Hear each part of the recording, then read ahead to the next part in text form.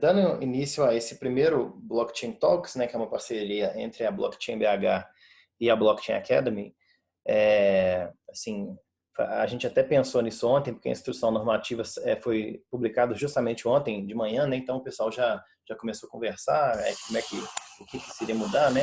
Então a gente já tinha essa ideia de fazer essa sequência de webinars, né? Que a gente ainda vai divulgar bastante para o pessoal, e a gente planeja fazer alguns outros com temas diferentes. Então a gente está fazendo esse primeiro justamente sobre essa instrução normativa da União, né? Assim, o que é essa instrução normativa e como é que isso vai afetar tanto as pessoas físicas quanto as pessoas jurídicas, né? Tanto as pessoas que negociam criptomoedas no mercado, quanto as corretoras brasileiras e, assim, para a gente tirar muitas dúvidas que a gente tem sobre essa instrução normativa, né? Então, vamos começar aqui. Igual eu comentei aqui, essa série de webinars chamada Blockchain Talks, que é uma parceria da Blockchain BH e da Blockchain Academy. E assim, a gente planeja fazer novos webinars e a gente vai divulgando para o pessoal, para a comunidade, né? E assim, os convidados dessa edição, meu nome é Daniel Martins, eu sou do Blockchain BH, né? O Ícaro também é da Blockchain BH, a Rosinho da Blockchain Academy e a gente tem a Emília Campos da Atlas, se não me engano. Você quer se apresentar, Rosinho, pessoal?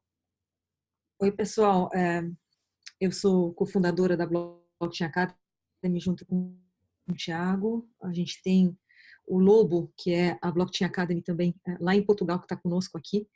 A Solange também é nossa parceira, fiel parceira da Blockchain Academy. O Alex Braz. A gente tem um time de pessoas com perfil complementar para prover conteúdo. A gente faz isso desde 2016. E a gente também tem se aberto recentemente para consultoria. É um prazer estar aqui com vocês. E é um prazer também começar essa parceria com o Daniel. Prazer. Eu não sei se os outros dois convidados entraram aí. Nós temos 35 pessoas online aqui. O Ícaro tá escutando aí, a Emília, vocês sabem se os dois entraram? A Emília falou que ia ter um imprevisto com o horário, falou que ia tentar entrar o quanto antes, mas a gente deveria conduzir. A gente precisaria do Ícaro também dar um alô pra gente. Tá, não, tudo bem. Então, assim, eu vou apresentar o Ícaro para o pessoal enquanto ele não chega aí. Ele é advogado, a área de especialidade dele é em direito tributário, né? E ele, assim, entrou na Blockchain BH ano passado com a gente e a gente tem feito também esses eventos, né? E a Emília, ela está trabalhando também com assim, essa área do direito na blockchain, né? E, assim, ela tem participado de muitos eventos aqui em Belo Horizonte mesmo. A gente foi num evento que ela participou, deu para conhecê-la, né? Então, assim, é bom a gente explorar todas essas áreas, essas sub-áreas dessa tecnologia nova, né? Então, assim, é sempre bom conhecer esse pessoal e o trabalho nessas áreas diferentes de cada um, né? Isso, complementando, a Emília também tem um escritório de advocacia, inclusive com a frente tributária. Por isso que a gente tinha convidado ela também para participar junto com o Ícaro. Ótimo. É bom a gente ver, então, a opinião de cada um dos diferentes especialistas, né? Assim, eu estudei direito por um tempo, mas, assim, não sou especialista igual vocês, não. Vocês estudaram isso por muito tempo e trabalham isso há muitos anos, né? Bom, vamos começar, então. Você quer fazer uma introdução, Rosine? Acho que eu diria para todo mundo o seguinte: a gente está aqui com uma norma que é datada dia 3 de maio, ela foi publicada alguns dias depois, no dia 7, e ela vai produzir efeito só em agosto de 2019. Então, tem alguns meses para todo mundo se acostumar e fazer, enfim, se inteirar dos assuntos antes que ela possa, de fato, produzir efeitos, tá? E é importante também fazer uma ressalva para vocês de que isso aqui é um esforço de informação, de colaboração, mas não é uma opinião legal. Então, o que significa isso? Se alguém tiver alguma dúvida específica, de algum caso específico, a gente vai tentar ajudar aqui no que for possível, mas deveria consultar também o advogado. Tá? Essa é uma hora importante para isso, para ninguém entrar em armadilhas, achando que simplesmente no webinar vai resolver, tá legal? Contem conosco dentro do possível, mas certifiquem-se em separado dentro do caso específico de vocês também. Isso, eu coloquei o link dessa instrução normativa na apresentação, então vocês podem acessar por isso aí, pelo link, né? E, assim, eu tentei resumir tudo que está naquela norma. Então, para quem nunca leu uma letra de lei assim, foi justamente para o pessoal a gente não ter que ler aqui ao vivo e ter que explicar. Então, assim, a gente vai tentar, com essa apresentação, analisar tudo que essa lei fala, né? E tentar explicar, assim, tudo que vai mudar para a gente, para a comunidade brasileira, né? E, assim, resumindo, essa instrução normativa foi publicada pela União e ela institui e disciplina a obrigatoriedade, né? Então, não é uma coisa que a gente pode ou não fazer. A gente vai ter que seguir essas novas regras, né? De prestar informações relativas a operações realizadas com criptoativos, né? E aí essa lei, essa instrução normativa, eu estou falando lei aqui, mas, Rosine, você me corrige se eu falar alguma bobagem aqui. Essa instrução normativa, ela define o que é criptoativo, o que é exchange, né? O que é corretora, tem várias definições, a gente vai analisar aqui, né? E, assim, tanto pessoa física quanto pessoa jurídica, nós vamos ter que ter a obrigatoriedade de prestar essas informações, né, à Receita Federal do Brasil. E, assim, a gente vai vendo aqui ao longo da apresentação, né? Algumas disposições gerais, então, sobre essa instrução normativa, né? Ela fala sobre a obrigatoriedade de prestação de informações, né?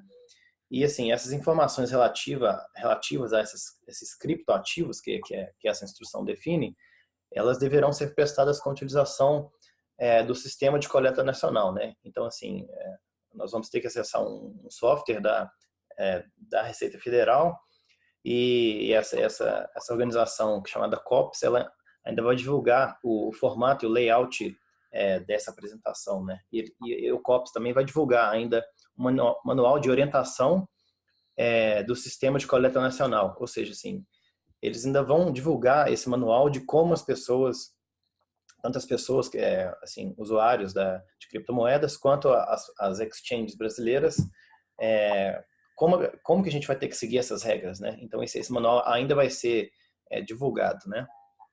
E, assim, esse conjunto de informações vai ter que ser assinado digitalmente, né? Seja por pessoa física, por representante legal da pessoa jurídica ou pelo procurador, né? Mediante certificado digital válido, emitido pela ICP Brasil. E, assim, o valor expresso na moeda estrangeira, a gente está acostumado a negociar as criptomoedas, assim, a maioria das vezes em dólar, né? Esse valor expresso em moeda estrangeira, ele deve ser convertido para dólar. Isso é o que a instrução está falando, né? Primeiro convertido para dólar e, assim, a cotação vai ser a cotação de venda fixada pela Receita Federal do Brasil, né? E depois para real. Então, assim, os valores que a gente vai ter que declarar nas informações vão ter que estar em real, né? Vocês viram se o pessoal entrar aí, vocês dão um toque aí, por favor, tudo bem? Se os dois entrarem aí. Tá legal. Então, assim, vamos falar das definições que essa instrução faz, né? Ela define tanto criptoativo quanto o que é exchange, né, de criptoativo. Só conferir se não, o meu WhatsApp está aberto, não. Então, quem tiver com o WhatsApp aberto ou em algum sistema, vocês fechem, por favor. Então, assim, o que deu para a gente ver dessas definições, assim, é que é uma definição muito ampla, né? Essa instrução tentou abordar de forma geral, assim, tudo que é criptoativo para não deixar nenhuma brecha, assim, né? Então, assim, eles definiram o que é um criptoativo. É uma representação digital de valor, assim, sua própria unidade de conta, né? Então, assim, dando um exemplo, assim, nós temos o Bitcoin, que ele é tanto um sistema de pagamentos, né? Você pode usar a rede do Bitcoin para realizar os pagamentos, quanto nós temos os Bitcoins, as unidades Bitcoins, né? E, assim, seja Bitcoin, Litecoin, Ether, Dash ou qualquer criptomoeda, né? E, assim, o preço ele pode ser expresso em moeda soberana local, né? Ou seja, a gente falando do real, ou estrangeira. E, assim, esse é o preço que a gente está acostumado a negociar essas moedas no mercado, né? Seja negociando numa corretora brasileira em real ou uma corretora fora, e a gente está acostumado a negociar em dólar, né? E, assim, um criptoativo ele é transacionado eletronicamente com a utilização de criptografia e de tecnologias de registros distribuídos, né? Isso é o que a Receita Federal fez uma definição sobre o que é blockchain, né? E aqui eu coloquei assim, seja blockchain, seja DLT e os restantes, né? Mas assim, criptoativo é uma representação digital de valor transacionado através de uma blockchain. Então, assim, eles tentam abordar de forma geral o que é um criptoativo, né? E essa última definição, assim, é algo digital que pode ser utilizado como forma de investimento, que assim, muitas pessoas têm feito isso desde nesses últimos booms, né? Seja investimento, seja instrumento de transferência de valores ou acesso a serviços, né? E nesse acesso a serviços a gente pode ver como, por exemplo, um utility token, né? E assim, eles tentam abordar, né, nessa definição de criptoativo, seja tanto utility tokens, por exemplo, o Ether, seja security tokens, seja payment tokens, né? E aqui eles falam, por fim, e que não constitui moeda de curso legal. E aí, assim, a minha interpretação é que essa última parte aqui está falando assim, é criptoativo, é criptomoeda, mas assim, não foi reconhecido ainda como moeda, né? Assim, o governo não reconhece isso como moeda para troca, né? Rosine, É, é isso que eu ia te oi, falar. Você pode, você assim, interfere a hora que você quiser aí, com algumas informações a mais? tá legal. Eu acho que um primeiro comentário geral é assim sobre a lógica dessa nova norma frente ao que a gente tinha antes. Antes, o que a gente tinha estabelecido na lei brasileira era obrigação de declarar uma vez por ano a propriedade de criptomoedas, né? E também a obrigação de pagar toda vez que tivesse um ganho de capital enfim, numa ou mais transações que dentro de um mês acabassem tendo por consequência um lucro acima de 35 mil reais, a pessoa tinha que pagar um tributo de 15% como regra, mas com algumas variações, dependendo da natureza enfim, de quem teve o lucro.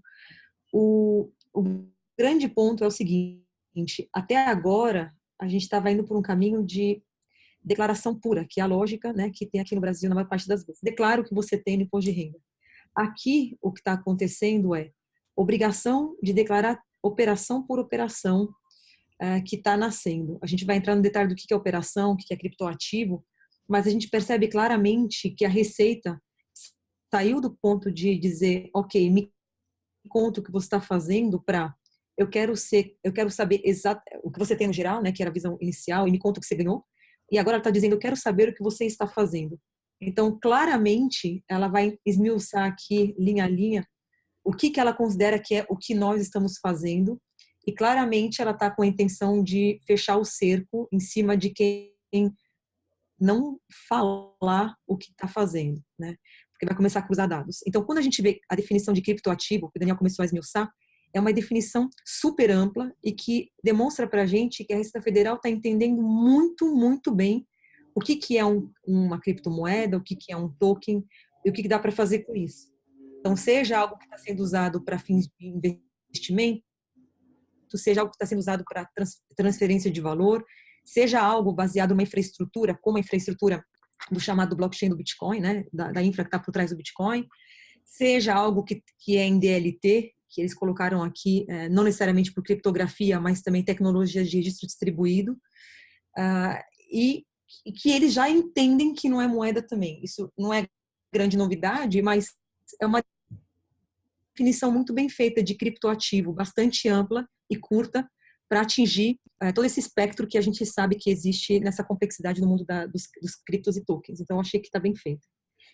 E aí, logo na sequência, eles também começam a esmiuçar o que eles consideram pouco abaixo, na verdade, da norma, o que é operação, que acho que vale a pena, só antes da gente especificar quem vai fazer o quê, é um pouco especificar o que eles consideram operação. A compra e venda desse que eles chamaram de criptoativo, a permuta, né, trocar isso por algo, por exemplo, quando a gente troca um criptoativo por um outro criptoativo, isso é uma permuta, não é uma compra e venda. Se eu troco um Ether por um XRP, por exemplo, isso é uma permuta, então já está coberto também. Doação, se alguém deu para o outro, a Receita quer saber. Se foi transferido para a exchange, olha só, transferido, não é nenhuma, isso aqui não é nenhuma uma transação ainda entre as partes e tal, mas mas se chegou na exchange, eles querem saber. Se saiu da exchange, eles querem saber. Se foi cedido temporariamente aluguel, a gente sabe que tem algumas exchanges que permitem fazer isso, ou também ser feito diretamente. Dação em pagamento. O que é dação em pagamento? Você está devendo para alguém, você coloca as criptomoedas ou os criptoativos em geral como uma forma de pagar isso. A emissão, isso também é bastante interessante. Até eu fiquei pensando, não sei se alguém consegue dar uma opinião mais firme, uma visão mais firme, mas emissão, será que o minerador também está coberto aqui? Será que ele é considerado um emissor para fins legais? Não sei. Ou outras operações que impliquem transferência de criptoativos. Então, a gente começa a ver que eles começam a realmente a detalhar com muita ciência do que pode de fato ser feito com isso. Você quer dar da minha opinião? Eu acho que essa emissão, a gente pode colocar, por exemplo, se você tem uma empresa, você faz uma ICO, você emite tokens, eu acho que eles vão acabar entrando nesse inciso 8 aí, de emissão. O que Isso você sim, acha? isso certamente sim. O que eu estou pensando, né, enfim, a gente também não pode se esgotar aqui uma visão de que eles estão, de fato, trazendo casos muito claros e específicos do que a gente, de fato, faz com isso hoje, né? Uhum. Aí eles começam a esmiuçar também quem está obrigado. Entra um pouco no fator subjetivo. Quem que é obrigado a fazer essas declarações, todas que estão aí? Rosine, deixa eu só te interromper um segundo, que a gente pulou, acho que o exchange, assim, o que é a definição de exchange, né? Então, só para o pessoal ver, assim, eles tentam também abordar de forma ampla, assim, assim como eles fizeram com o que é criptoativo, eles querem abordar o que é exchange. Então, assim, o que seria uma exchange de criptoativas? Então, é uma pessoa jurídica, ainda que não financeira, né? Ou seja, essa pessoa jurídica oferece serviços referentes a operações, que é o que a gente falou aqui, realizadas com criptoativos, inclusive intermediação, negociação ou custódia desses criptoativos, né? E que pode aceitar quaisquer meios de pagamento, inclusive outros criptoativos, né? Então, se você tem, por exemplo, um exchange que aceita assim, essa troca de criptomoedas, tanto você depositar real e comprar criptomoedas, ou você depositar, por exemplo, sei lá, você quer Bitcoin, você deposita Ether e você pega os Bitcoins, né? Então, eles tentam fazer essa definição ampla, né? E uma coisa interessante também tá aqui, inclusive intermediação, e aí eles incluem aqui no conceito de intermediação de operações realizadas com esses criptoativos, né? Também a disponibilização de ambientes para a realização das operações de compra e venda de criptoativos realizadas entre os próprios usuários de seus serviços. Então, assim, a gente pensando em ambiente, você pode, assim, pensar tanto sei lá, em algum site, ou vai que você está fazendo um evento, por exemplo, alguma conferência, e, sei lá, tem uma sala lá que o pessoal negocia, sei lá, o stand de negociação de Bitcoin. Você pode comprar Bitcoin ou outras criptomoedas naquele stand ali. Então, acho que eles tentaram colocar nessa definição esse conceito também. Aqui também uma definição bastante ampla e não só física, ambiente digital também. Então, a questão toda é qualquer um que vai oferecer qualquer forma de ambiente para compra e venda. Uhum. Eles tentaram, assim, definir de forma ampla, né? Tentar pegar tudo. E aí, continua, por favor, aquilo que você estava falando.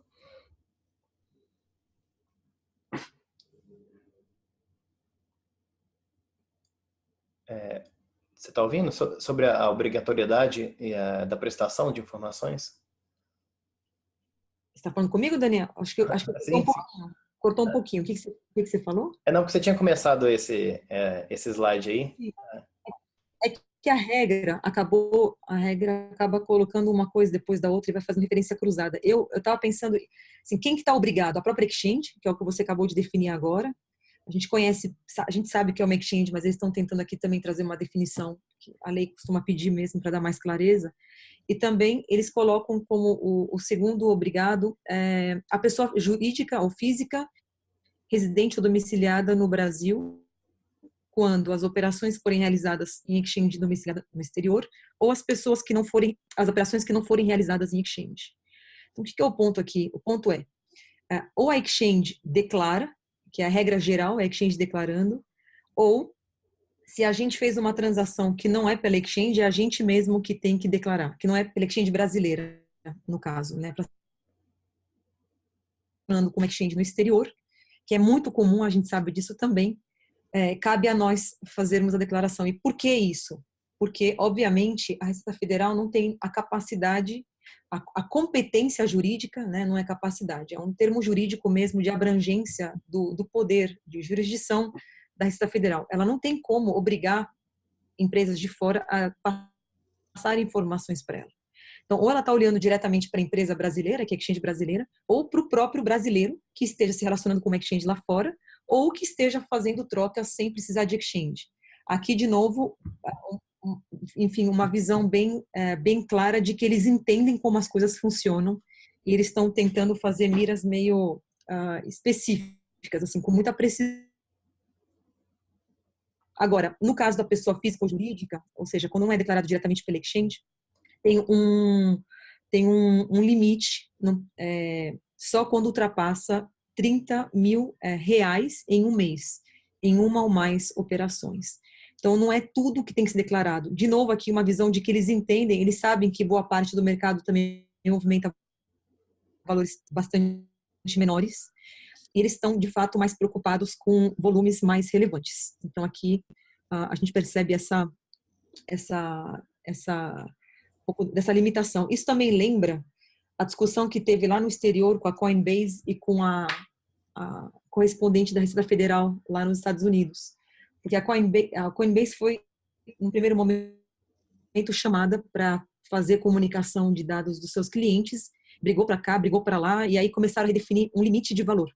De novo, para mim é uma visão de que eles se inspiraram no que aconteceu lá fora para trazer aqui já um pouco mais especificado e um pouco mais aceitável de acordo com parâmetros internacionais, esse limite de 30 mil reais. Uhum. Se não me engano, esse limite era 35 mil até ano passado, não?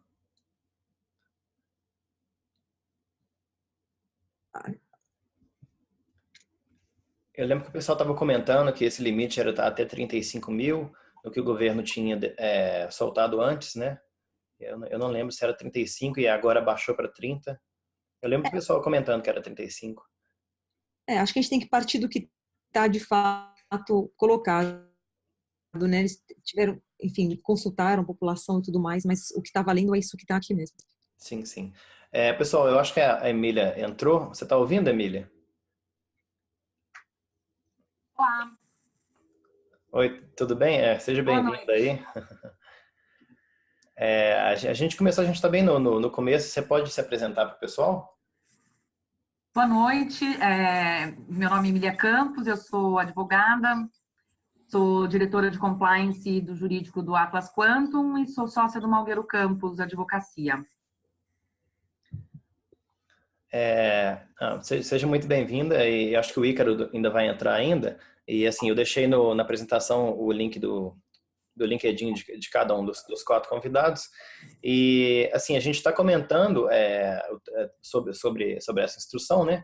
E assim, sinta-se livre para entrar aí e comentar a hora que você quiser aí. A gente está bem numa roda aberta aqui. Tá bom, obrigada pelo convite da Rosine. E aí eu vi que vocês estavam comentando a respeito dos 35 mil. Na verdade, assim, quando surgiu a consulta pública, o ano passado, o limite que eles tinham colocado para a consulta pública era 10 mil. Não era 35, não, era 10. E quando a gente, até vários players se manifestaram na consulta pública, a gente havia solicitado que isso fosse aumentado para 35 mil, que é justamente o limite para apuração do ganho de capital. Faria sentido, né? Já que o objetivo dessa instrução normativa é possibilitar a Receita Federal cruzar dados para efeito de tributação, faria sentido que essa informação fosse só para operações acima de 35 mil, que é onde tem a incidência de imposto, né? 30 mil é um valor que não faz muito sentido, porque por que 30 mil e não 10, né? Não faz diferença entre 10 mil e 30 mil. Mas acima de 35 mil faria diferença, que é exatamente o valor onde passa a ter incidência de imposto pelo ganho de capital, né? Eu tenho um chute que foi por inspiração dessa dessa realidade da discussão com a Coinbase lá fora. Mas, obviamente, é só um chute. Enfim, não tem nenhum tipo de manifestação oficial. Eu concordo somente que os 35 que foram conversados têm a ver com o ganho de capital. Assim, só isso que faz sentido em termos de discussão. Nada outra, nem tem nenhuma outra referência para a gente trazer além desses dois pontos. Eu também não consigo imaginar outro motivo para os 30 mil. Não me parece fazer muito sentido, porque se o motivo da instrução é efetivamente cruzar informações para efeito de tributação, né? Uhum. É isso. Vamos falar então sobre essas informações, sobre as informações que tanto as pessoas físicas quanto as pessoas jurídicas, né, têm que declarar sobre as operações com esses criptoativos, né? Então, na instrução eles definem tanto as informações que as exchange têm que declarar e tanto as pessoas físicas têm que declarar, né? Então, assim, caso vocês queiram ler aí, vocês, assim, sintam-se livres também. Então, assim, só dando sequência aqui, a instrução fala nesse artigo, assim, que exchanges e operações fora de exchange, né? Então, assim, a gente entende por pessoas que realizam operações fora, ou seja, o pessoal que vende e compra peer-to-peer, né? Eles devem informar a data da operação, o tipo da operação, né? Quaisquer operações com criptoativos que foram definidas, né? Que a gente viu ali. Os titulares da operação, os criptoativos usados na operação, né? Quais moedas que o pessoal tá operando ali, né? A quantidade de criptoativos negociados em unidades até a 10ª casa decimal. Então, assim, eu acho que eles estão querendo pegar todos os detalhes. Sabe que o Bitcoin tem 8 casas decimais, mas, por exemplo, outras criptomoedas têm, sei lá, até 18 casas decimais, por exemplo, né? Eles querem saber também o valor da operação em reais, excluídas as taxas de serviço cobradas para execução da operação, né? Igual as exchanges, elas cobram uma taxa.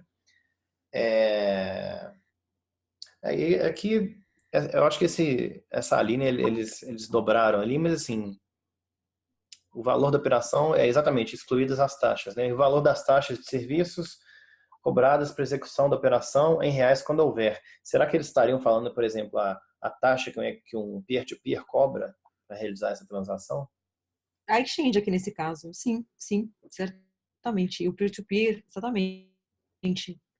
Quando houver, ele sabe que de vez em quando não vai ter se for fora, mas é isso que ele quer. Na verdade, de novo, o que ele quer? Ele quer montar um quebra-cabeça de todos os lados. Ele quer até o endereço da wallet, né, no H, o De que remessa demonstra e um de sinal. recebimento, né? Exato. Claramente ele está aqui dando um sinal de que ele está se fortalecendo tecnicamente no sentido de começar a monitorar fluxo de carteira também. A gente sabe que lá fora autoridades financeiras, por exemplo, em Malta já estão se reunindo com parceiros técnicos para fazer monitoramento de transações. E aqui a gente está com uma sinalização clara de que a nossa autoridade fiscal também está fazendo o mesmo movimento. Que não é de se estranhar de forma alguma, né? Não surpreende a ninguém. Mas ele já está evidenciando aqui o movimento que ele está fazendo. Sabe o que eu estava me perguntando nesse aspecto de endereço da wallet? E para as transações em batch que são feitas via Segwit? Aí eu acho, Emília, que assim, talvez eles não tenham esse nível de sofisticação de alcance. Exatamente, né? Eles nem pensaram nesse tipo de coisa, né? Realmente, eu acho que assim, a gente estava comentando um pouco no começo que a definição de criptoativo que eles trouxeram, de operação, demonstram que eles entendem muito do que está acontecendo. Pelo menos é uma visão que eu tenho. E eu acho que você tende a concordar. Mas, claramente, assim, é um assunto que, tecnicamente, pode chegar a níveis de complexidade bastante profundos.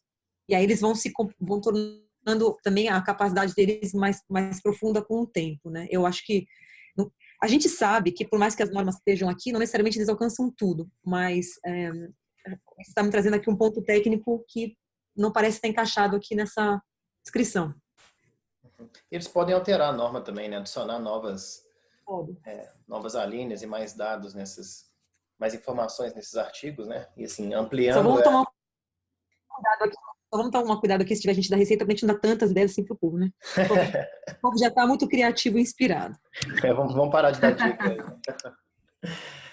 Então, seguindo aqui, o que as exchanges e os peer-to-peers devem informar, né? A gente vê que, assim, muda, acho que os 3 primeiros itens aí, de exchange para pessoa física.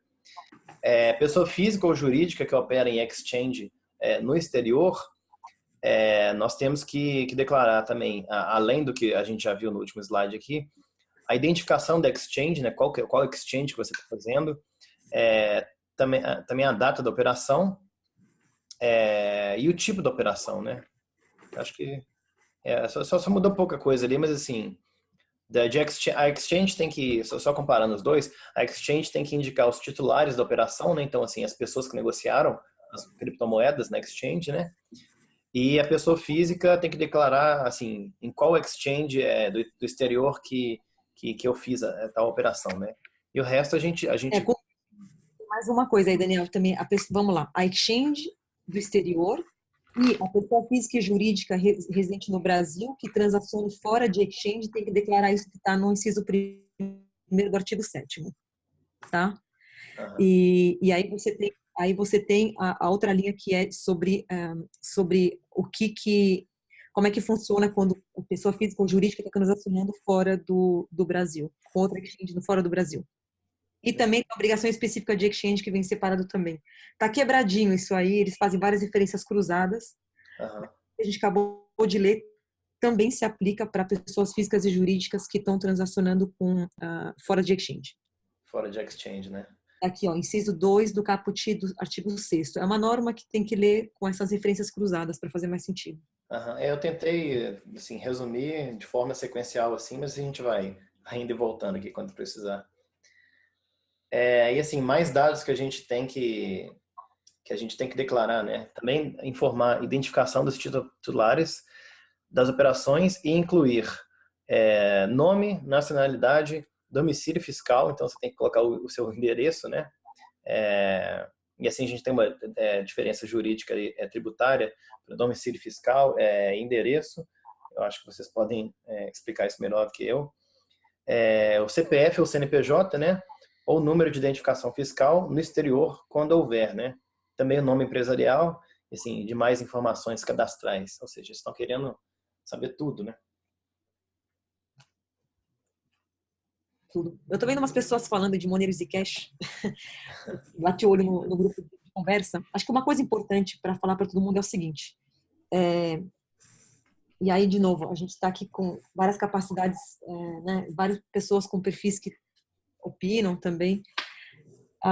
E aqui eu vou expressar a minha visão. Dá para ter Zcash, dá para ter Monero, enfim. A gente sabe que é um pouco mais difícil de rastrear. Mas vamos ter clareza de que isso também está incluído na norma, tá? Ou seja, se alguém for alcançado, também está sujeito a isso. Não estou julgando se é bom, se é ruim, se é certo ou errado. Só estou dizendo que a norma se aplica e que o Estado continua com seu poder de impor sobre nós isso. Agora, se os usados, tem que lembrar que sempre vai ter a ponta da conversão. Em que momento que isso vira dinheiro de uso? Se é que vai virar? Será que todo mundo vai aceitar isso sem passar por dinheiro? Como é que isso vai acontecer? O que estou dizendo é, qualquer um que tenha essa visão de que, eventualmente, com outras criptomoedas pode burlar a norma estabelecida, tem que ter a noção de que o cerco vai apertar em vários lugares diferentes por várias autoridades diferentes. Então, não vai ser tão óbvio escapar. Até isso demanda um conhecimento específico para poder lidar direito. Tá? Não sei se eu dei muita volta em círculo aqui, porque é meio delicado a gente falar de assuntos tributários assim, ao vivo, mas, enfim, é isso. Então, é o seguinte, vamos falar do prazo para a prestação das informações, né? O prazo que tanto pessoa física quanto jurídica tem para declarar essas informações, né? Então, assim, operações com criptomoedas, a gente tem até o último dia do mês seguinte às suas operações. Então, assim, se você, nesse mês de maio, você está mexendo com criptomoeda, você está operando criptomoeda, né? Seja das várias formas que já foi definido, você vai ter até o último dia do mês, assim, do mês seguinte, e eles colocam assim, até as 23h59 segundos do último mês do mês seguinte a essas operações, né? E assim, para as exchanges, elas vão ter até o último dia útil do próximo mês de janeiro, né? Relativa a operações de seus usuários. E assim, essa instrução já fala assim, ó, isso vai estar valendo a partir de 1º de agosto de 2019, ou seja, falando do último dia útil do mês seguinte, ou seja, 1º de agosto, a gente já vai ter em setembro deste ano já as primeiras declarações de operações realizadas com criptomoedas, né? Então, assim, a Receita Federal já vai estar recebendo em setembro deste ano as primeiras declarações assim, na história do Brasil sobre operações com criptomoedas, né? E eles também falam assim, o declarante deve, e aqui é uma obrigatoriedade, né? Deve guardar os documentos e manter o sistema de onde as informações foram extraídas. E assim, deve guardar os documentos. Documentos, assim, a gente olhando em relação à exchange, ou seja, o que eu entendi dessa parte aqui é que você, por exemplo, sei lá, manter o sistema, o que seria manter o sistema? Você manter o login naquela exchange? Você não deixar algum rastro? O que vocês acham?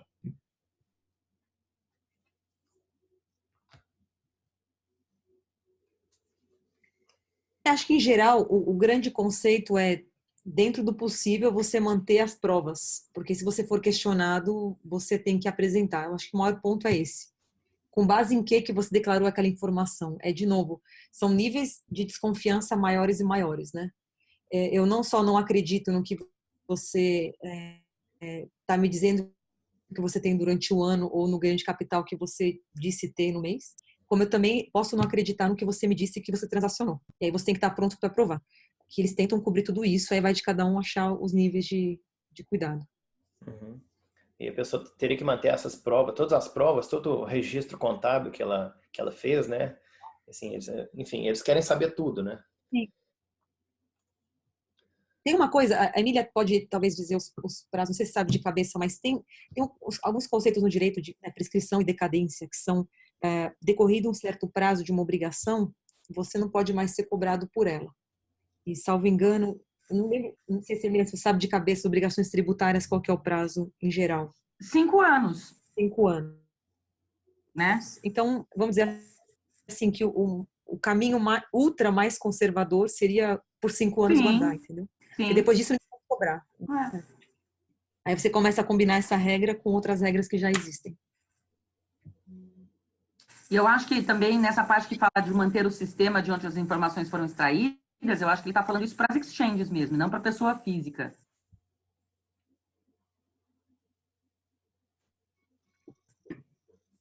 Para a pessoa física, eu acho que é mais guardar os documentos, né?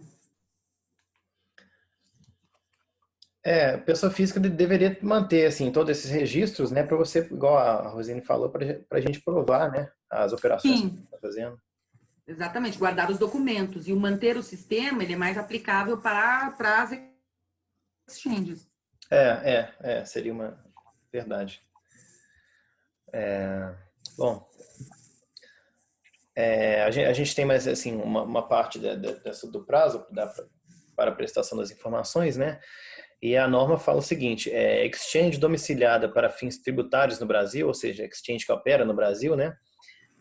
Deverá prestar também, relativamente a cada usuário dos seus serviços, as seguintes informações relativas a 31 de dezembro de cada ano, né? Então, seria como se apresentar um relatório contábil de todas as operações ali daquela exchange, né? Então, ela deve prestar também a declaração do saldo de moedas fiduciárias em reais. Então, por exemplo, uma exchange brasileira vai apresentar a declaração assim, do saldo total em 31 de dezembro de cada ano, o tanto de real que eles têm, né? Ou seja, depositado dos usuários naquela exchange. O saldo de cada espécie de criptoativos em unidade dos respectivos criptoativos, né? Então, por exemplo, 31 de dezembro de cada ano, cada exchange brasileira ou de fora que opera no Brasil, né? Tem que declarar, nós temos assim 5.000 bitcoins, sei lá, 15.000 Ether e assim por diante, né? E essa última parte aqui tem que declarar também o custo em reais de obtenção de cada espécie de criptoativo, declarado pelo usuário de seus serviços, se houver. Então, essa última parte, vocês acham que seria, assim, o custo que cada usuário, cada pessoa comprou cada unidade por exemplo, de Bitcoin. Ou seja, em julho você comprou Bitcoin a R$ 22.000 e assim, essa exchange deveria declarar que assim, cada usuário comprou aquela unidade de criptomoeda a tal valor. Vocês acham que é isso?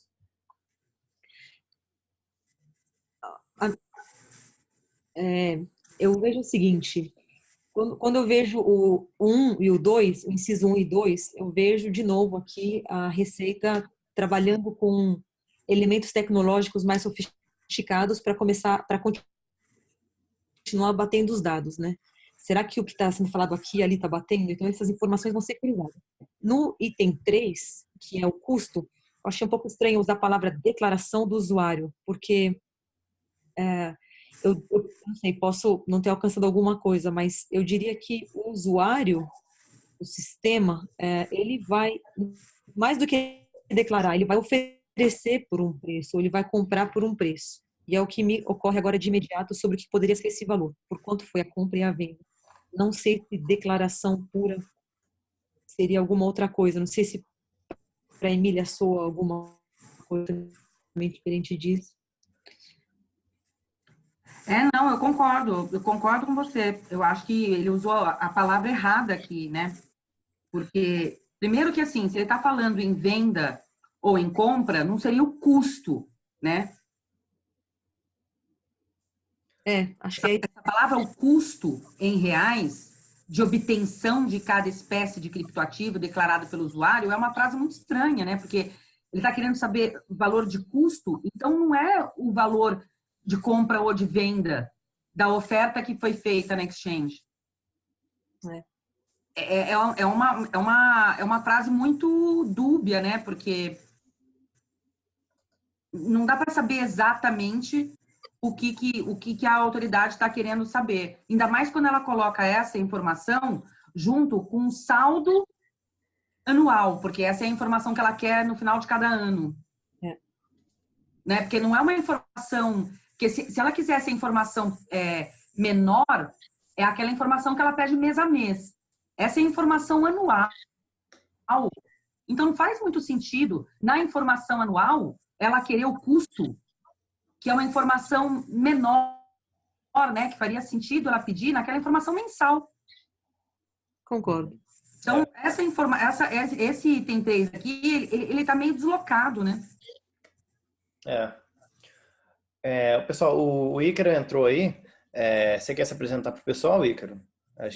Esse webinar foi meio em cima da hora, que a instrução foi lançada ontem, o pessoal está meio apertado com horários, mas a gente... Pessoal, estou me apresentando, boa noite, meu nome é Ícaro, sou advogado, parceiro da Blockchain BH, estudo criptoativos e as implicações jurídicas da tecnologia blockchain há mais ou menos uns 3 anos. Vocês desculpem o atraso, mas eu estava muito agarrado aqui na empresa, inclusive estou aqui ainda, vou continuar daqui mesmo. Tá, seja bem-vindo. Valeu. E assim, você pode interromper a hora que você quiser aí, a gente tá numa roda aberta aqui mesmo, discutindo essa instrução, né? Beleza. Bom, dando sequência aqui então, a gente vai falar das penalidades, né? Que assim, se o pessoal não declarar, quais são as penalidades para essa omissão de declaração, né? Então assim, eu tentei organizar aqui prestação de informações fora do prazo, né? Então assim, a instrução falou, você tem que declarar, igual a gente acabou de analisar, né? Ou seja, no último dia útil do mês seguinte, as operações, ou a exchange tem que declarar até janeiro do ano seguinte, né? Então assim, pessoa física, se declarar informações fora do prazo, vai pagar, assim, aí que eu fiquei em dúvida se era multa, se é taxa, que tipo de tributo vocês acham que é?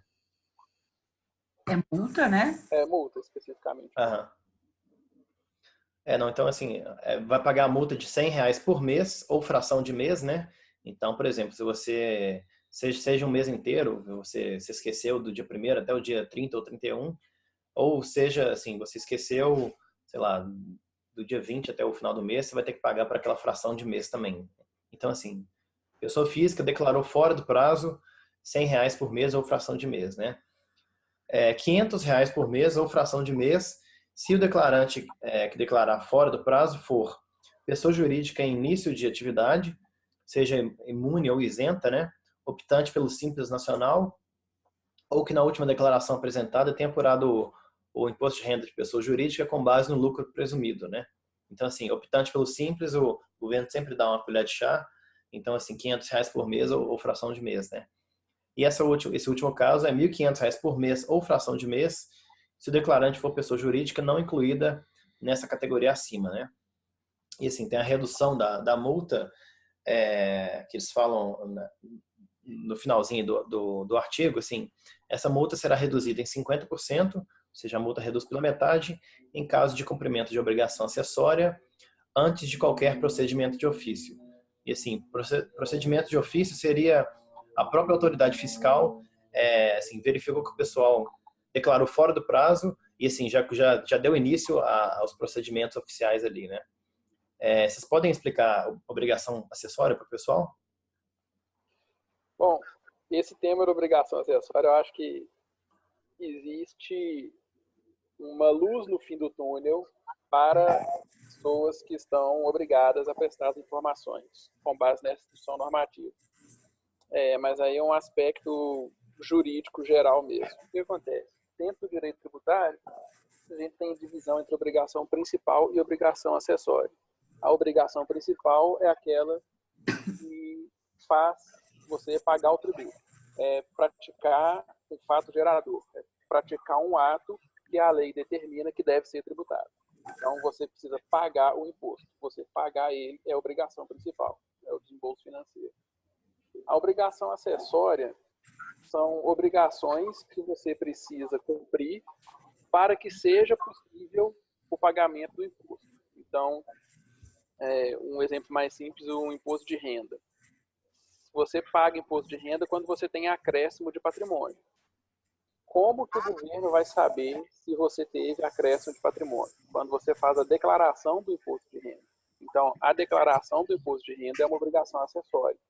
E também o atraso, o erro, situações erradas na sua declaração de imposto de renda vão te fazer pagar as multas por não cumprir a obrigação acessória. Então, são situações com naturezas jurídicas diferentes, mas relacionadas ao aspecto de pagar o tributo. E, no caso específico dessa instrução normativa, eu acho que tem um ponto de esperança, vamos assim dizer, né? Porque pelo que eu vi, pelo que eu acompanhei, o pessoal da comunidade cripto está achando um absurdo ter que declarar para o governo e etc. O que acontece? Essa instrução normativa, ela tem visto de legalidade, porque ela determina a criação de uma obrigação acessória, só que ela não é lei. E o Código Tributário Nacional, ele é expresso em afirmar que a criação de obrigação acessória é de competência de lei. Então, as pessoas que estiverem obrigadas a prestar essas informações nos termos aí dessa instrução normativa, a meu ver, tem uma possibilidade muito boa de, com uma ação judicial específica, um mandado de segurança, serem desobrigadas a prestar essas informações. Pessoal, fique esperto aí nessa... O problema é que o judiciário já se manifestou em casos semelhantes a esse de criação de obrigação acessória, inclusive com multa por instrução normativa anteriormente, e deu razão para a Receita Federal, né? Como no caso do Ciscoserve. Sim. Inclusive, o STF. Pela minha... Emília, vocês estão me ouvindo? Emília? Sim. Pela minha experiência, curta vida, a Receita Federal sempre tem razão, né? A gente não tem muito como fugir. E assim, literalmente, assim, em termos de legalidade, realmente, a instrução normativa não é o meio adequado para isso. Mas o STF já deu razão para a Receita em casos anteriores idênticos. Então, assim, por mais que a gente tenha essa possibilidade, eu acho que a chance de obter sucesso numa ação judicial desse tipo, pelo paradigma que a gente já tem anterior, não me parece das melhores, né?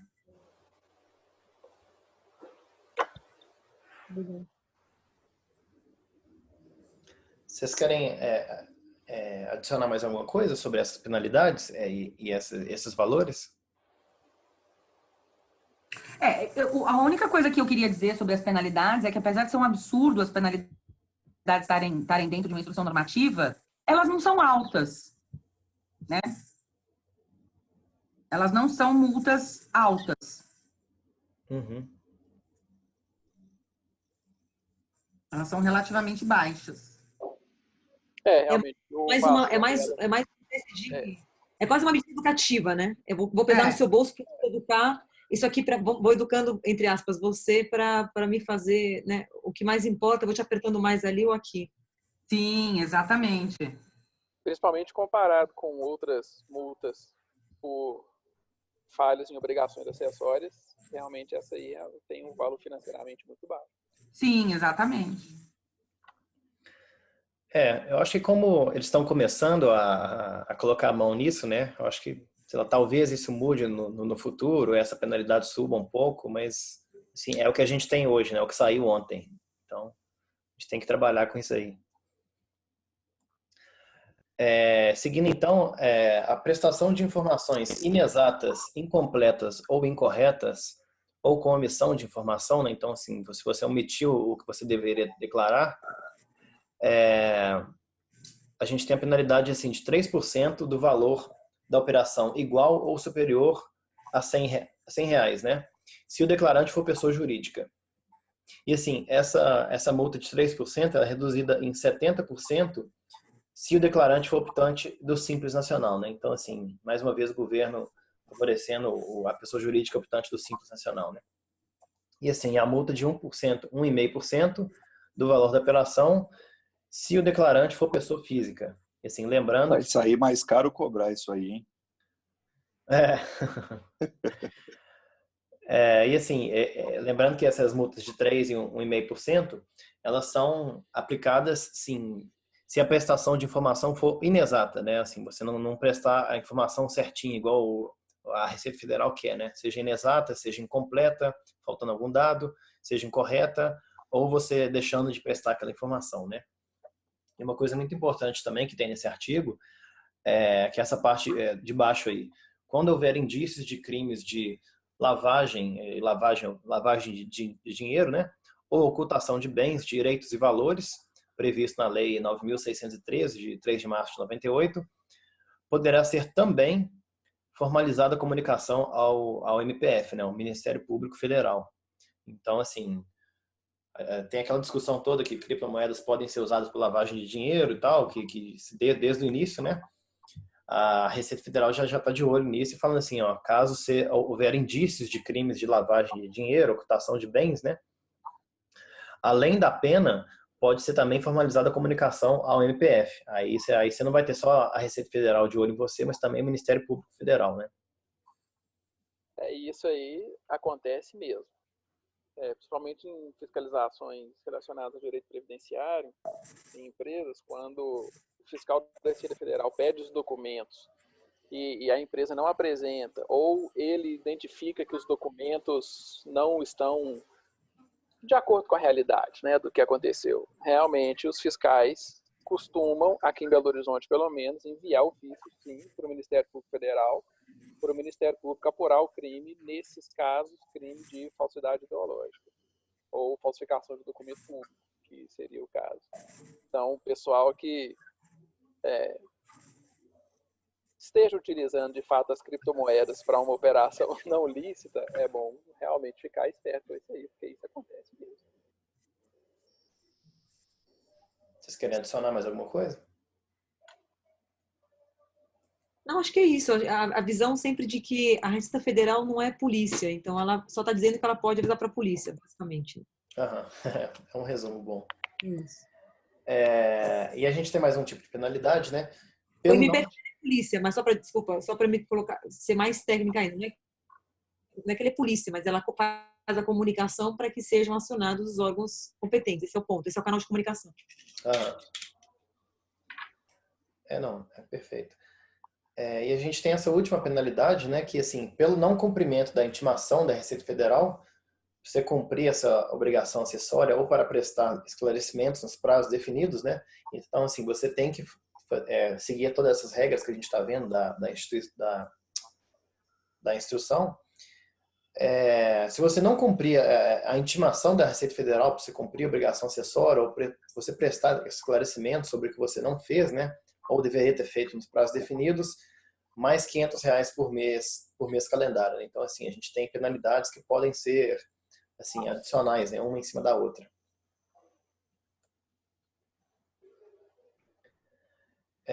Então, assim, a gente já chegando no final dessa instrução normativa, da retificação das informações, né? Então, assim, caso pessoa física ou jurídica constate erros, inexatidões ou omissões relativas às informações que a pessoa já prestou, né? Você já prestou e você viu que tem alguma coisa errada ali que você deveria corrigir, você poderá, então, corrigi-las ou supri-las conforme o caso, né? Resumindo, você pode apresentar a retificação das informações que você declarou se você viu que tem alguma coisa errada ali, né? E aí essa parte de baixo está falando assim, não incidirá multa relativamente aos erros, inexatidões e omissões a que se refere o caput é essa parte de cima que a gente acabou de ler, desde que sejam corrigidos ou supridos essas informações, né? Antes de iniciado qualquer procedimento de ofício. Então, para resumir isso tudo, né? A pessoa, você tem um prazo para declarar essas informações e, assim, caso você passou esse prazo e a Receita Federal ainda não deu início à fiscalização do que você deveria ter feito, assim, antes de dado o início dessa fiscalização da Receita Federal, se você vê que está alguma coisa de errado, você pode falar, ó, Receita Federal, eu esqueci de alguma coisa aqui, eu estou apresentando retificação, né? Então, assim, se você fizer antes da Receita Federal verificar esse erro, você, assim, está isento de multa ali, né? Vocês querem falar alguma coisa?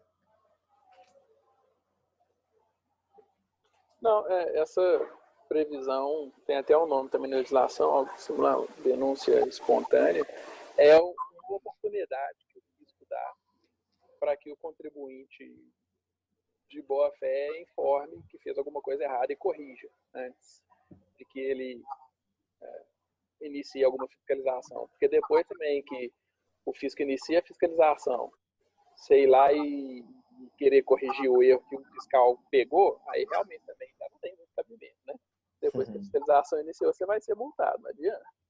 Mas realmente é uma oportunidade para que seja corrigido e você não seja multado. Perfeito. As disposições finais, então, né? A instrução normativa já está em vigor, né? Desde a data de publicação, que foi ontem, publicou no Diário Oficial da União, né? E vai produzir efeitos a partir de 1º de agosto deste ano, né? Então, assim, o governo está de olho. Vamos ficar esperto, vamos seguir a regra e é isso aí. Deixa eu ver aqui. E assim, esse é o último slide da parte da análise da instrução normativa. Vocês querem adicionar alguma coisa antes da gente passar para as perguntas frequentes, as dúvidas que a comunidade pode ter? Não. Certinho? Tem um carro aí que tá querendo saber alguma coisa. Pessoal, então, uma coisa que eu fiz hoje nos grupos de WhatsApp, eu pedi ao pessoal da comunidade, né, dos grupos de WhatsApp, para mandar perguntas, dúvidas que eles podem ter para a gente abordar aqui, né? Então, eu coloquei 13 dúvidas que o pessoal mandou. Então, assim, algumas perguntas melhores que as outras, algumas importantes, outras, assim, com detalhes pequenos. Mas seria legal a gente dar uma olhada nessas perguntas e tentar respondê-las, tanto em função, analisando o direito e o direito tributário, quanto que a gente viu na instrução normativa agora, né? Então, assim, eu só copiei as perguntas do pessoal, e assim, mudei um pouquinho só para resumir, né? Então, essa primeira, assim, o cara perguntou, eu tô em hold em exchange do Brasil, né? Ou seja, eu tô deixando minhas moedas lá na exchange, que é uma coisa errada, que o cara não deveria fazer. Eu preciso me preocupar? Assim, eu vou fazer a pergunta e vou deixar para vocês tomarem conta da resposta. Eu vou começar aqui só para também somar o que você está falando. Tem que se preocupar sim, não pode deixar na exchange. Essa é a primeira preocupação. Realmente, Isso é dito e dito, até a gente ouviu o case da Binance, agora que teve também hacking, aparentemente. Não se, a exchange não foi criada para você manter criptoativos ali, é para você transacionar. Segundo ponto, sim, tem que declarar isso conforme o que a gente já disse no começo da apresentação. Você tem que declarar a propriedade dos criptoativos e o valor todo ano. Agora, se você fizer qualquer movimentação, entra no conceito de operação que está nessa nova regra e você tem que olhar. Senão, você vai se preocupar em declarar o que você tem. A pessoa vai ter preocupação dupla, né? Tanto em perder os fundos naquela exchange, caso seja hackeada, ou e também com a Receita Federal, né? Isso. Passando então para a segunda, que a gente tem mais 12 aqui ainda. Caso queira anular qualquer possibilidade de rastreio futuro, quais altcoins são as mais indicadas, levando em consideração o risco de desvalorização da mesma? Aí eu vou falar, quero ouvir a Emília, quero ouvir o Ícaro também, mas é o mesmo ponto que eu levantei aquele momento que eu estava falando sobre é difícil falar de questões tributárias. Enfim, eu não fico confortável de indicar como burlar a lei como a advogada falando aqui. É isso, acho que existem algumas criptomoedas, ativos que foram criados para fugir um pouco das regras, mas eu não tenho o conforto de orientar alguém para fazer esse caminho. Eu acho que tem muitas pessoas que podem fazer isso mais abertamente. Realmente, orientar nesse sentido, profissionalmente, a gente não pode, né? Não é ético da nossa parte. Deixa off-topic, né? Não, mas ainda tem o seguinte.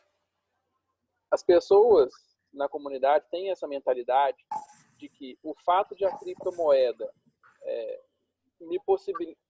alguma criptomoeda me possibilitar anonimato significa que eu estou livre, assim, entre aspas, para fazer o que eu quiser com o meu dinheiro. Isso é uma ilusão muito forte que a gente tem hoje em dia. Porque o que acontece? Você tem o seu patrimônio lá em criptomoedas.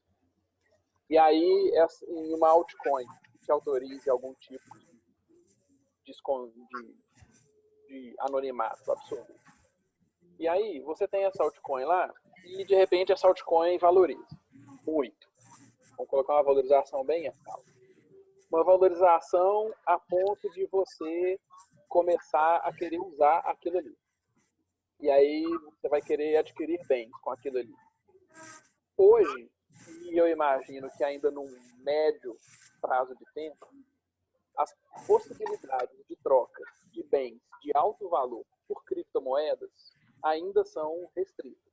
Elas não são inexistentes, mas elas são restritas. O que acontece?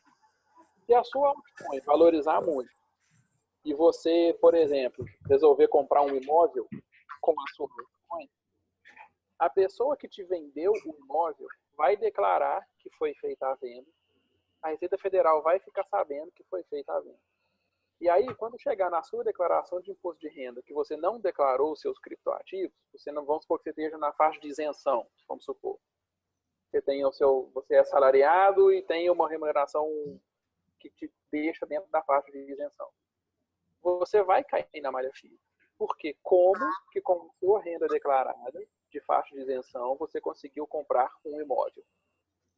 A Receita Federal vai te chamar para prestar esses esclarecimentos. Você vai cair na malha fina. Então, eu acho que hoje, na comunidade, as pessoas ainda têm muito essa ilusão de que se eu conseguir uma altcoin que me garanta anonimato, eu estou tranquilo. Você está. Mas quando você começar a trocar essas altcoins por bens de alto valor, que é o objetivo, a gente só troca dinheiro ou qualquer tipo de representação de dinheiro para aquisição de bens, e quanto maior o valor, melhor, ou serviço, esses bens são regulados. E a regulamentação que existe esses bens rastreia as operações de transferência. Por quê? Quando eu vendo o meu imóvel, se eu adquirir outro imóvel dentro do prazo, dentro de um determinado prazo que a lei me autoriza, eu não vou pagar imposto de renda sobre a valorização que eu tive desse imóvel, por exemplo. Então, mesmo que eu venda um imóvel e aceite o pagamento em criptomoedas, quando esse imóvel sair da minha declaração de imposto de renda, eu vou querer comprar outro imóvel no prazo, para que eu não pague o imposto de renda sobre o ganho de capital, sobre isso. Então, eu vou declarar para a Receita Federal que eu vendi o meu imóvel para uma pessoa qualquer a troco de X ou Y criptomoedas, entendeu? Então, acho que a gente ainda tem que desmistificar isso ainda. O fato de o sistema te permitir anonimato, o sistema de uma ou outra criptomoeda te permitir anonimato, não significa que o governo não consiga descobrir o que você fez com ela. Uhum. Passando para essa terceira aí, a pessoa perguntou assim, ensinar os ideais de Satoshi Nakamoto nos grupos, né? Ou seja, essa visão mais libertária, de você ter posse do seu ativo, você não ter que dar satisfação para o governo, mesmo que isso possa ser interpretado como ocultação de bens, é crime? E assim, a resposta eu acho que é não, pelo menos na visão dessa instrução normativa, né? Porque ela tá falando justamente sobre assim, a propriedade desses criptoativos, né? Então, assim, a pessoa assim, propagar a ideia de assim, não declara, não, isso, eu acho que isso deveria, assim, essa instrução normativa não cobre esse ato. O que vocês acham?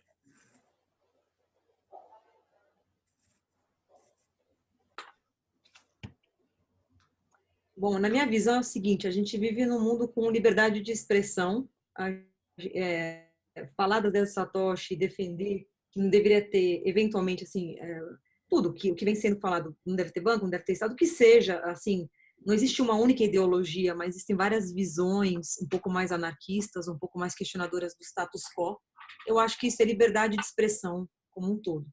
Isso é diferente de você entrar na internet e falar assim, vem cá, sonegue seu imposto, é diferente. Então, eu acho que o tom, depende do tom. Você não pode ficar fazendo apologia a algumas coisas específicas, mas você pode sim e deve sempre defender suas ideias como um todo. Lei não significa, enfim, ter uma opinião não significa, mesmo que seja contra a lei, não significa ser crime. E a gente estaria num momento muito perigoso se fosse. Uhum. Passando para essa quarta, então. Oi? Eu particularmente, assim, eu tenho uma ideia bastante, um pouco diferente nesse aspecto, porque, assim, eu acho que cripto foi criada muito com o objetivo de fugir do intermediário e criar uma possibilidade de transações diretas entre as pessoas. Isso não obrigatoriamente significa sonegar imposto. Eu acho que o nosso grande inconformismo com o imposto vem muito do fato que a gente não consegue enxergar a utilidade nos impostos que são pagos. Eu acho que se a gente estivesse na Finlândia vendo utilidade nos impostos que são pagos, talvez a gente não tivesse tanto esse desejo de ver a Receita Federal fora, longe das nossas transações.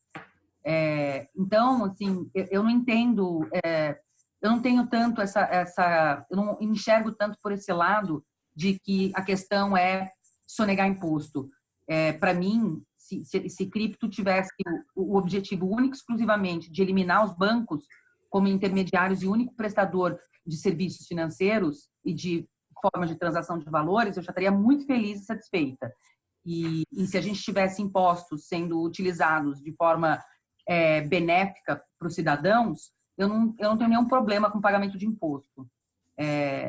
Eu acho que ele é roubo, né? Como muito do pessoal de cripto fala que imposto é roubo, ele é roubo aqui no nosso país.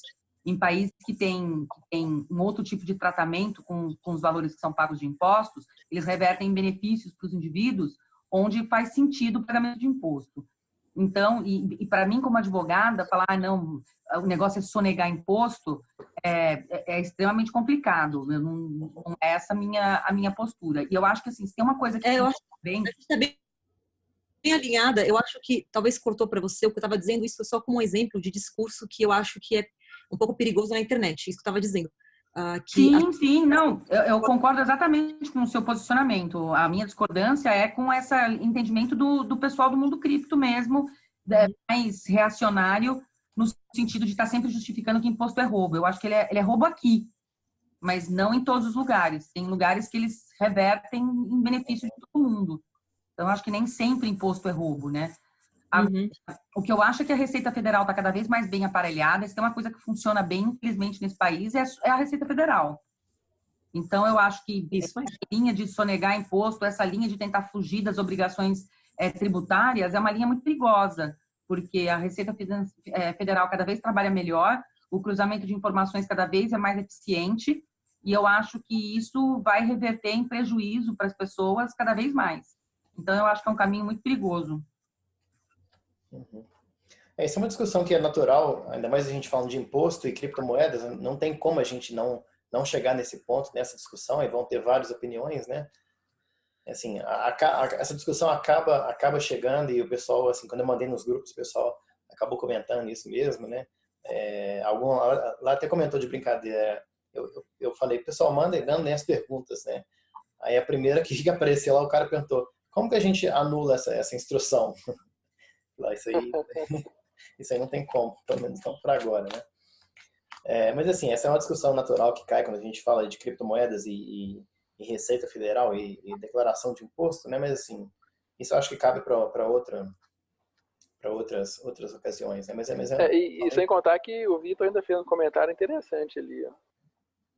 Você só é sujeito passivo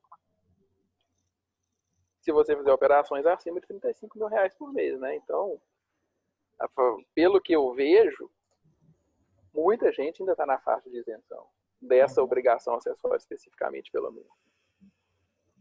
Uhum. Só adicionando uma pergunta aqui que fizeram no chat, o Thiago perguntou, alguma ideia dos valores das alíquotas?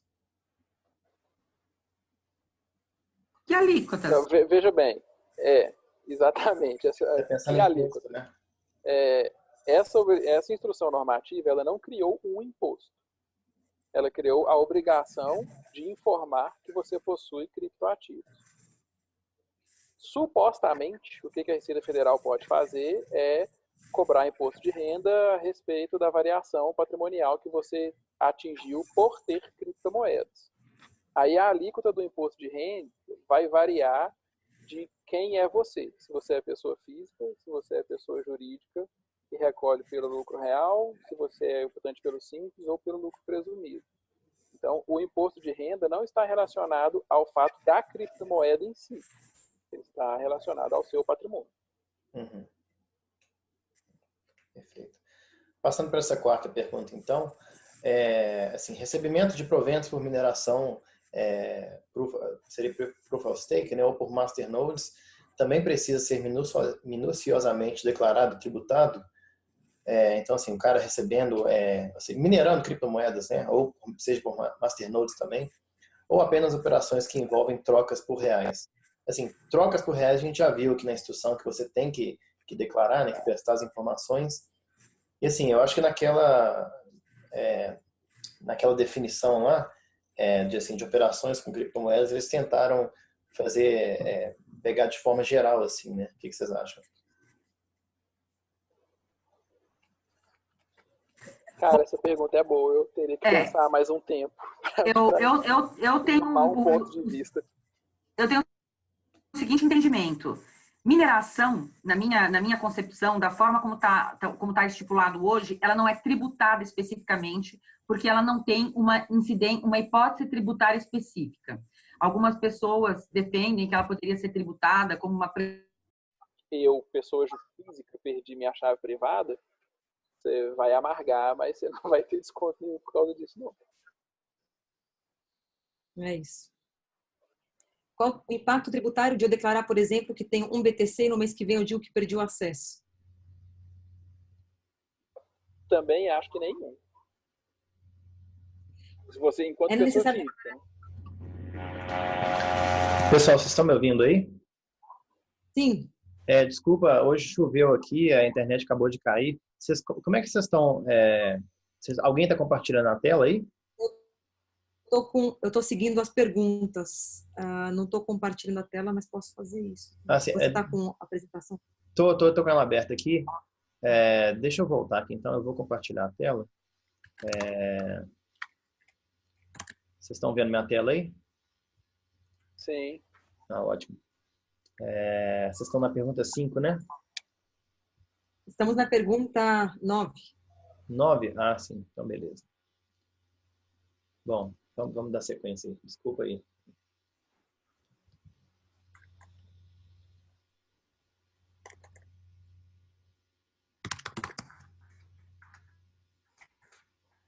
Vocês estavam respondendo a nona pergunta? Sim, a nona a gente foi respondida agora, vamos passar para a 10ª. É necessário declarar CryptoKitties ou itens do Fortnite? O CryptoKitties sim, porque já foi colocado na definição de criptoativo. Fortnite, eu confesso que eu não sei dizer se enquadra no conceito de criptoativo. Eu acho que é um jogo, mas eu não sei quanto que entra criptoativo aqui. Eu acho que naquela definição seria por transferência por blockchain, né? Ou seja, tecnologias de registro distribuído. Então, assim, se esse jogo ele é de um servidor central, ele não enquadraria nessa definição. Tá, tô vendo aqui, o O Thiago está servidor escrevendo é central. há itens dentro do jogo que possuem valor e podem ser vendidos. Então, sim, aqui entra o conceito de permuta. É uma operação, sim, que tem que ser informada, mesmo sendo um jogo. Vocês têm que ter em mente que os jogos muitas vezes também são usados para lavagem de dinheiro. Então, qual que é o valor que eu paguei? Faz sentido? Não faz sentido? Então, tem uma questão, pode ter uma análise mercadológica até para ver aí. Então, sim, sendo Fortnite ou outro jogo, o fato é que é uma permuta e deveria entrar qualquer uma operação. Passando para a 11ª, então. Depois que é lançado um STO proibido para brasileiros e o token já está circulando livremente, eu posso comprá-lo? E como eu vou declarar, sendo que ele é proibido para mim, né? E o que vocês acham aí? Eu acho que a declaração é feita normal. Depende, por exemplo, o que proíbe que esse token seja utilizado, seja adquirido por um brasileiro. É a legislação brasileira? Bom, então você está cometendo um crime ante a legislação. Mas o fato de você ter patrimônio oriundo de uma atividade criminosa não te isenta do pagamento do imposto pelo acréscimo patrimonial. Existe um princípio do direito tributário, o nome dele é princípio do non-olet. O dinheiro não tem cheiro. Ou seja, o governo não quer saber se você teve um acréscimo patrimonial por atividade ilícita ou ilícita. Você vai pagar imposto de renda. É claro que, se for por uma atividade ilícita, o governo vai apurar aí a ocorrência do crime. Uhum. Ou seja, você teria que declarar do mesmo jeito, né? Mesmo sendo um STO proibido, né? Sim, teria que declarar do mesmo jeito. Uhum. Passando para essa 12ª, então. O ato de criar tokens à revelia é crime financeiro? O que é criar token à revelia? Eu também não entendi essa pergunta. Seria assim, não sei, vai que o governo lance alguma instrução falando que você não pode mais fazer ICO. E você do mesmo jeito... Isso é fora do escopo. Essa pergunta não tem nada a ver com essa instrução normativa também. Ato de criar tokens à revelia que não tem nada a ver. Vamos para a próxima. Uhum. Então, essa última aí. Trades que você levou prejuízo devem ser declarados? Há abatimento sobre os futuros lucros que você tem?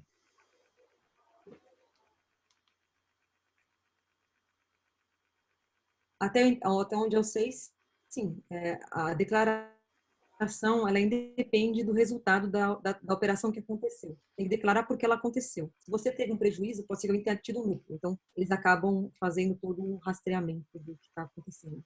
Uhum. E essa parte de abatimento... Viu que não tem diferenciação. Assim, a instrução não falou sobre abatimento, né? Então... Não falaria exatamente. Não fez nenhum tipo de ressalva. Bom, então essas são as perguntas que o pessoal fez, eu coloquei aqui. Então, assim, a gente conseguiu analisar essa instrução normativa, né, que foi lançada ontem.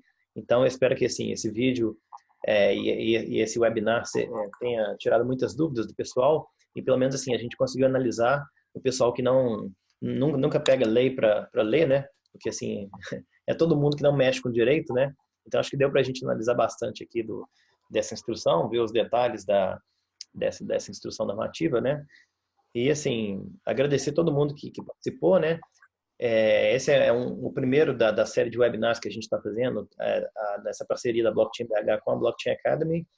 E, novamente, agradecer a participação de todo mundo, o pessoal que mandou perguntas aí, os convidados, né? E você quer falar alguma coisa, Rosine?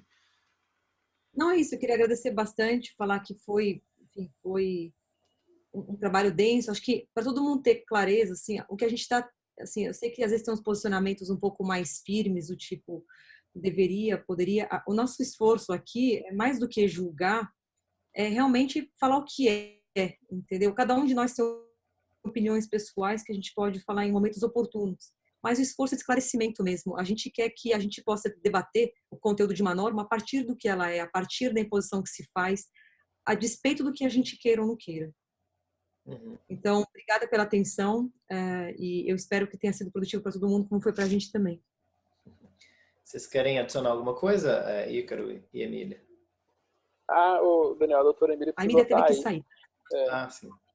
Eu gostaria de agradecer essa parceria com a Blockchain Academy. Esse foi o nosso primeiro. Eu acho que certamente vão surgir novos temas que a gente vai poder tratar também. Só apresentar um ponto de vista meu particular aqui. Eu acredito, talvez o pessoal vai ficar com raiva de mim aí, mas eu acredito que a regulamentação em criptomoedas é muito bem-vinda. Mas muito bem-vinda. O efeito de uma regulamentação bem feita, eu não estou falando uma ditadura, mas uma regulamentação bem feita que viabilize os grandes players de participarem desse mercado, só traz boas consequências para todo mundo. Porque uma das dificuldades que a gente tem hoje, por exemplo, é a liquidez das criptomoedas. Dentro da comunidade, as criptomoedas são muito líquidas, mas sólidas. Você não consegue transacionar muito ainda essas criptomoedas numa escala igual você transaciona cartão de crédito, por exemplo. Aqui em Belo Horizonte é muito legal eu conseguir comprar Bitcoin comprar café com Bitcoin. Tem uma franquia de cafés aqui que aceita. Só que, cara, eu não quero comprar café com Bitcoin. Eu quero comprar imóvel, eu quero fazer viagens, eu quero usar como dinheiro quando isso for possível. E uma regulamentação bem feita vai me autorizar a fazer isso. Porque quando eu oferecer esse tipo de instrumento financeiro para pagamento, o banco vai poder aceitar, por exemplo, um fundo de investimento imobiliário vai poder aceitar. Então, nesse aspecto, eu acho que essa instrução normativa é importante, apesar de ser possível alguma discussão jurídica a respeito dela. Eu acho que ela é importante sim. Foi um primeiro passo interessante. E lembrando, que o pessoal mais antigo da comunidade vai saber, que essa regulamentação, comparado com o que aconteceu em Nova York, foi uma mãe. Porque a regulamentação em Nova York é muito pesada, a ponto de inviabilizar. Ícaro, eu vou concordar com você, só vou fazer um pequeno adendozinho de opinião, que é o seguinte: eu queria muito que não começasse apenas pelas regras tributárias, né? Eu queria muito que tivesse algum tipo de endosso sobre... Assim, eu sei que você tem a mesma visão que eu, tá? Eu tenho certeza que você tem. Mas eu sinto muito que tudo comece com a cobrança sobre o que a gente está fazendo e eu queria muito, assim, espero se tiver alguma autoridade aqui ouvindo, alguém que possa influenciar, que a gente trabalhe mais com questões como fazer para as contas ficarem abertas, como fazer para como fazer para todo mundo ter mais clareza sobre as operações, mas a parte regulatória também. Eu sei que você concorda comigo, só achei que valia a pena expressar isso. Exatamente. É uma coisa que a gente pode pensar também, é muito melhor você viver num país que o país aceita criptomoeda e assim, tem uma certa regulamentação em cima disso, mas se você vê lojas assim, aceitando criptomoedas, aceitando Bitcoin como pagamento, igual a gente tem algumas empresas no Brasil já aceitando como pagamento, por exemplo, uma empresa do Paraná, se não me engano, aceita pagamento das viagens de ônibus em Bitcoin. E assim, a gente só vai ver mais e mais notícias como essa. E, assim, é muito melhor você viver num país que isso o governo não proíbe do que você viver num país que o governo fala, ó, isso aqui não pode, aqui dentro não tem criptomoeda nenhuma. Então, assim, eu acho que tem nesse trade-off aí, é melhor a gente ter um país que, assim, que o governo tá de olho, tá estudando tecnologia, tá olhando, mas, assim, não proíbe, né? É bem colocado. Bem colocado. Bom, eu acho que é isso. Pessoal, de novo, agradecer a presença de todo mundo, agradecer os convidados. Essa parceria a gente ainda vai fazer muitos webinars com vários temas, trazendo para a comunidade, né?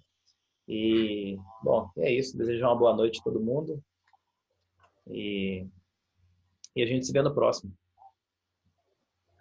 Um abraço, pessoal. Obrigada aí. Obrigado, pessoal. Boa noite. Um abraço, boa noite.